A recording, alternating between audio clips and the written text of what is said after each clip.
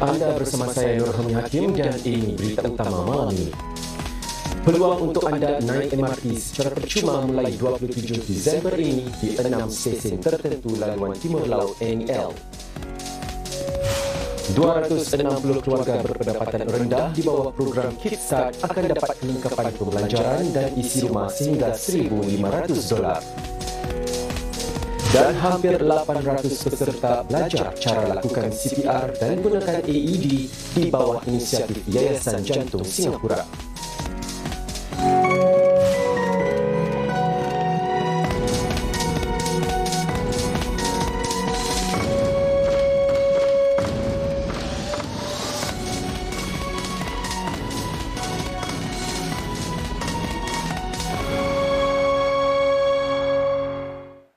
Salam sejahtera. Saudara, mulai 27 Disember ini anda boleh menaiki MRT secara percuma jika anda memulakan perjalanan dari 6 stesen tertentu di laluan Timur Laut NEL sebelum dan selepas waktu sibuk pada hari-hari biasa, iaitu sebelum pukul 7.30 pagi dan antara 9 pagi hingga 9.45 pagi. Penguasa pengangkutan darat LTA menyatakan jumlah penumpang pada waktu-waktu tersebut adalah sekitar 40% lebih rendah berbanding waktu sibuk. Stesen-stesen MRT yang terpilih bagi program perintis selama setahun ini adalah ke-6 stesen NEL antara Punggol Coast dengan Kovan serta stesen-stesen LRT Sengkang Punggol. LTA memberitahu Mediacorp stesen MRT dan LRT itu dipilih kerana merupakan segmen paling sesak dalam rangkaian kereta api semasa waktu sibuk. Government is putting in money to support this program to encourage commuters to travel off-peak for the busiest stretches of our rail network. And at this point, I also want to encourage employers as well. If you can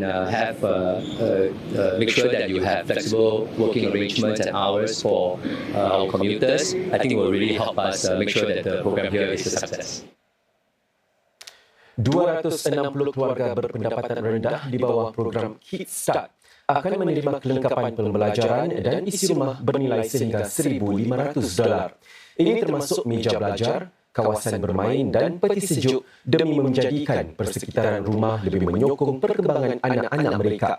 Program Sparkle Home merupakan sebahagian daripada kerjasama 3 tahun bernilai lebih $400,000 antara Kickstart dan Yayasan Masyarakat PAP PCF. Semasa pelancaran inisiatif tersebut, sekitar 60 keluarga Kickstart Sparkle Homes menerima tambahan $300 untuk membeli keperluan penting bagi pembangunan anak-anak. Bagi pasangan ini dengan 3 orang anak berusia 7, 4 dan 2 tahun, keadaan di rumah kadang-kala boleh menjadi berselera. Namun berkat pemberian almari, peti sejuk dan meja untuk membaca dan mewarna yang baru, sekitaran rumah ini lebih mesra bagi pembangunan anak-anak. Kisah banyak kalau kita bangunkan kita punya anak, kita punya pemikiran, cara pembangunan orang, cara jual hidup, belajar berdikari, kemas rumah. Sebagai ibu bapa, saya nak yang terbaik untuk anak-anak. Banyak cara dia orang boleh belajar dengan Kickstart. Cara macam mana mengontrol diri, emosi, tantrum semua. Hampir 800 peserta menerima latihan dan pensijilan bantuan pernafasan kecemasan CPR dan AED menerusi Projek Heart 2025 yang diadakan di ITE College Barat. Inisiatif oleh Yayasan Jantung Singapura itu bertujuan membina komuniti masyarakat yang bersedia menyelamatkan nyawa apabila berdepan dengan insiden serangan jantung. Dewan Sukan di ITE College Barat pada Sabtu lalu penuh dengan begitu ramai orang yang mahu belajar cara memberi bantuan pernafasan CPR dan menggunakan alat AED untuk membantu jantung kembali berdegup. Bekas penjaga gawang pasukan kebangsaan Singapura, Hassan Sani, turut hadir bagi menyokong usaha Yayasan Jantung Singapura untuk mendidik lebih ramai orang tentang cara bertindak apabila berdepan dengan kes serangan jantung. I have a good example, Adam Swandi, pemain bola sepak yang fit, tidak ada masalah dari segi fizikal. tapi dia ada masalah jantung. So you never know what can happen in a day-to-day basis. But again, dari segi saya, on the field, I boleh selamatkan. Di Singapura, lebih 3,600 orang mengalami serangan jantung di luar hospital setiap tahun. Ini bermakna sekitar 10 kes dilaporkan setiap hari. Lebih membimbangkan, kebanyakan serangan jantung berlaku ketika pesakit berada di rumah. Well, actually, in Singapore, most of the out of hospital cardiac arrest cases does not happen during strenuous activities. In fact, majority occur at home, almost about 80%, based on the 2021 out of hospital data report. So that's why it's very important for everyone to pick up the knowledge and skills of CPR and recognize cardiac arrest early and act immediately. Bagi saya, kemahiran dan ilmu untuk menyelamatkan nyawa seorang itu satu life skill untuk kita semua warga negara Singapura supaya kita dapat membantu jiran, tetangga dan mereka-mereka yang memerlukanlah bila keadaan memaksa. Acara projek HAD ini juga diadakan sempena ulang tahun ke-55 SHF. Edisi tahun ini bertemakan Game On, Heartstrong dan antara lain memberikan tumpuan kepada mereka yang gemar bersukan. Saudara, puluhan ribu dolar berjaya dikumpulkan untuk amal semasa acara Select Fest. Bagaimana ini membantu kempen tabung amal Aidilfitri? Laporannya selepas ini.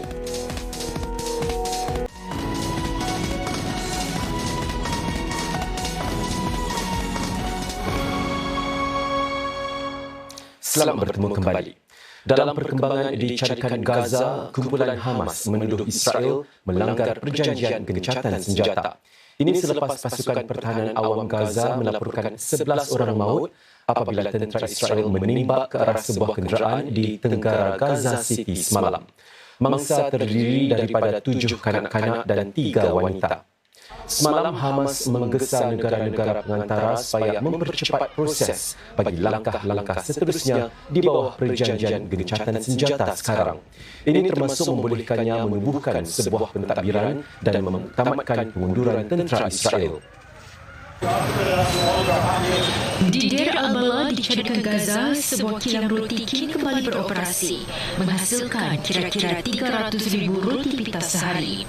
Ini setelah bekalan bantuan tiba di kawasan yang musnah akibat peperangan ini.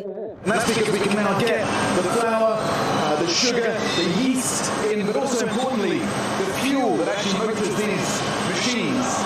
And it just demonstrates that when the ceasefire holds, we can really quickly rebuild. We can get the food production working again. And this is going to head off the starvation that we've seen by opening up these bakeries, these kitchens, by pumping out food at this level. PBB kata beliau mahu lagi 30 kemudahan roti sebegini dapat dibuka. Menurut Program Makanan Sedunia WFP, secara purata sekitar 560 tan metrik bekalan makanan sudah memasuki carikan Gaza setiap hari sejak gencatan senjata dicapai. Namun ini masih jauh lebih rendah berbanding apa yang diperlukan. Mendengar lagi kerana konvoi PBB masih belum dapat mendekati kawasan-kawasan di utara Gaza yang dilanda kebuluran kerana jalan-jalan raya musnah dan laluan utama pula yang masih ditutup. Dengan keadaan kebuluran kekal berlarutan di Gaza City, Encik Fletcher berkata ribuan kenderaan perlu menghantar bekalan bantuan setiap minggu bagi menangani keadaan kekurangan zat makanan yang sedang berleluasa. Tabung amal Aidilfitri TAA berjaya mengumpul sekitar $200,000 menerusi kempen TAA Sinaran Hati 2025 yang berlangsung sejak pertengahan bulan lalu. Lebih $40,000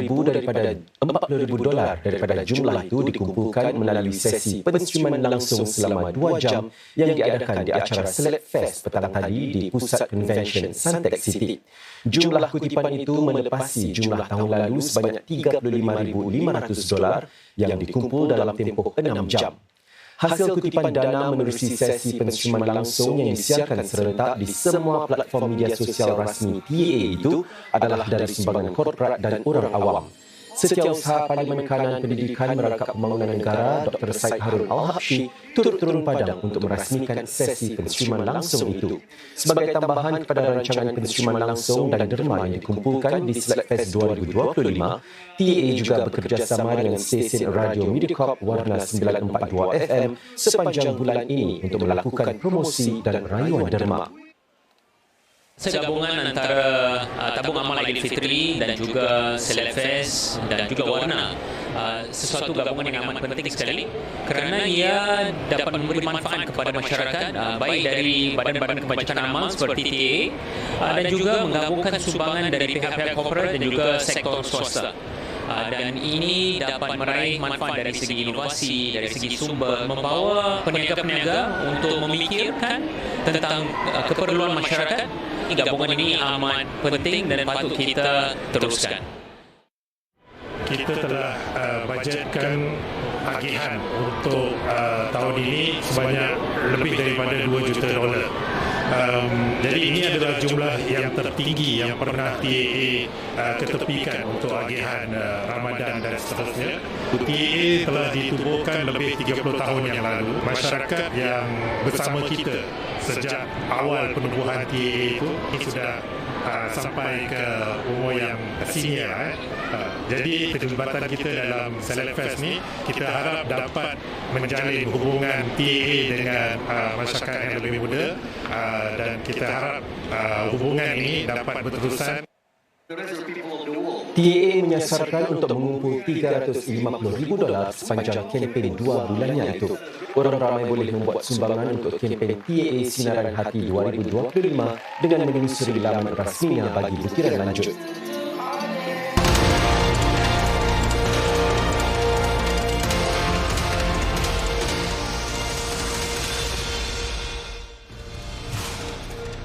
Dua 12 orang berusia antara 25 hingga 35 tahun ditangkap polis masa satu operasi penguatkuasaan terhadap vape di Ang Mo Kio. Lebih 64,000 vape dan alat-alat berkaitannya dirampas dengan nilai pasaran lebih daripada $560,000. Polis menyatakan mereka yang ditangkap itu dipercayai anggota sindiket yang mendalangi perbuatan mengimport dan mengedarkan vape dari Malaysia ke Singapura. Turut dirampas termasuklah 8 buah kereta.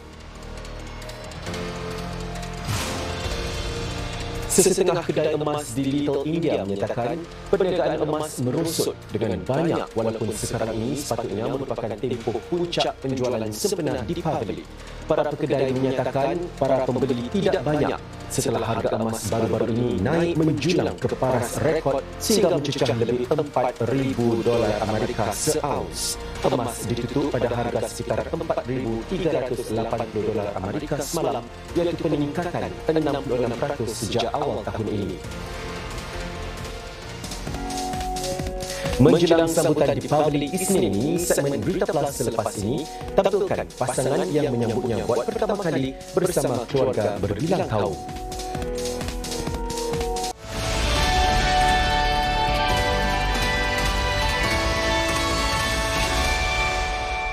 Bertemu kembali dalam Berita Plus. Tahukah anda bahawa sambutan Deepavali membawa kisah yang berbeza-beza bagi kaum Hindu? Menjelang sambutan Deepavali, Berita Plus menjenguk apakah makna sambutan perayaan cahaya itu bagi daerah berbeza di India. Juga bagi pasangan yang menyambutnya buat kali pertama bersama keluarga silang budaya. Kisah Deepavali dihidupkan melalui persembahan oleh AKT Creations antara tarikan Rumah Terbuka Deepavali di Pusat Warisan India.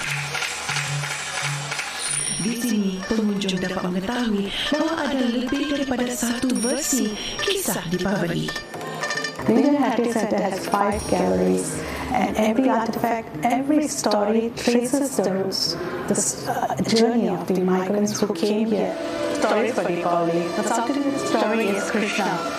There was a demon king by the name of Narakasura who was demonizing the world, and Krishna actually kills him. So to celebrate good over evil, on that day, early in the morning, people will get up, have an oil bath, and wear new clothes to celebrate the new life. Di India Utara pula, kisah Dewa Rama yang pulang dari buangan memberi pengertian lain di Deepavali. So his subjects are welcoming him back and showing him the way. So they light the way with lights, lamps, diyas. And Deepavali means Deepa, the lamps, Vali is the way. The stories are all about good over evil, light over darkness, the same theme but different stories because the Indian community is very diverse. Cahaya perayaan turut menyinari pasangan silang budaya ini. Yolanda Ari Wicaksono berasal dari Surabaya kini menyambut Deepavali pertamanya di Singapura bersama suami K. Suryamurti sejak berkahwin pada Ogos lalu. Deepavali menurut saya itu dengan segala hal yang jahat itu akan selalu kalah dengan hal yang baik. Dan yang paling penting karena Deepavali ini kita sekeluarga jadi bisa kumpul bersama. Kita bisa makan enak, bisa jumpa sanak saudara yang lain, bisa taking proper foto juga. Bagi Suryamurti, Deepavali adalah masa bagi memperkukuh nilai keluarga dan mengabadikan kenangan. Deepavali is actually Indian community's biggest festival, and the common misconception is that it is a new year. So it's celebration where everyone in the family come together to do their little part. Perhaps someone does some cleaning, someone will put up some decoration. My mother or my wife, they go some masak some cookies or maybe some biryani.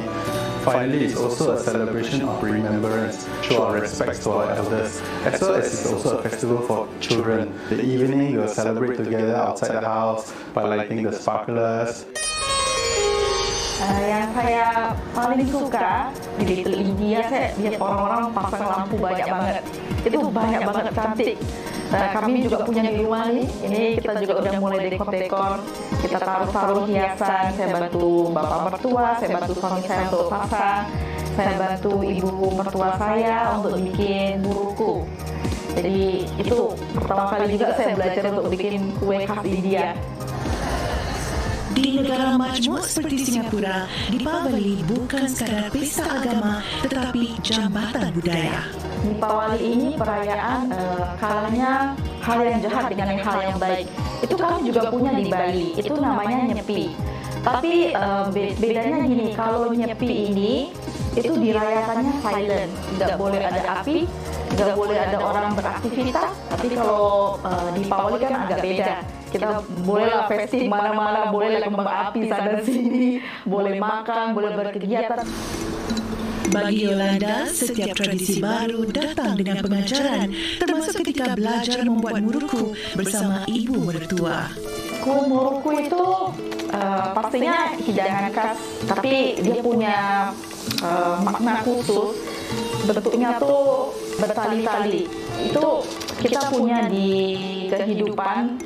Sama, hidup itu juga up and down. Tapi kalau kita jalanin, kita syukuri, cantik juga lah hasilnya. Macam decoration, bikin apa mini, bikin muruku semua. Dia pun hajar sama dia pun hajar. Ini semua buat macam muruku, jelebi, odi. Bukan hanya tentang kemenangan, Deepavali juga tentang harapan. Di tengah-tengah kepelbagaian bangsa dan kepercayaan, ia melambangkan harapan bahawa kebaikan, kasih sayang dan perpaduan mampu menyinari kehidupan. For my family, because this is our first Deepavali together as a married couple, it is a very special one. So despite our racial and religious differences, it's a time where we can come together for our family to show up and then be together with all our loved ones. Bagi Yolanda dan keluarga barunya di Singapura, Deepavali menjadi pelajaran tentang makna saling menerima dan memahami di tengah-tengah wujudnya perbezaan. Kicau di media sosial, perbuatan menyentuh hati yang disaksikan di tempat tidak disangka-sangka, iaitu di tepi jalan. Sambil menunggang motosikal, seorang wanita Belanda menyaksikan adegan yang mencuri perhatiannya. Perbuatan seorang penghantar makanan yang memberikan makan kepada seorang pekerja buruh di tepi jalan membuatnya tertanya-tanya kepada netizen, adakah ia sesuatu yang sering dilakukan di negara ini? Majoriti netizen menjelaskan bahawa mereka juga pernah menyaksikan perbuatan yang sama. Perbuatan yang baik memberi lebih baik daripada menerima. Dalam rezeki kita, ada rezeki orang lain. Seorang netizen yang mengenal pasti dirinya sebagai penunggang motosikal itu meninggalkan komen bahawa beliau mempunyai makanan yang berlebihan untuk diberikan kepada pekerja buruh tersebut. Dan saudara, dengan laporan itu tadi, sekian berita untuk malam ini. Sehingga kita berjumpa lagi. Salam hormat.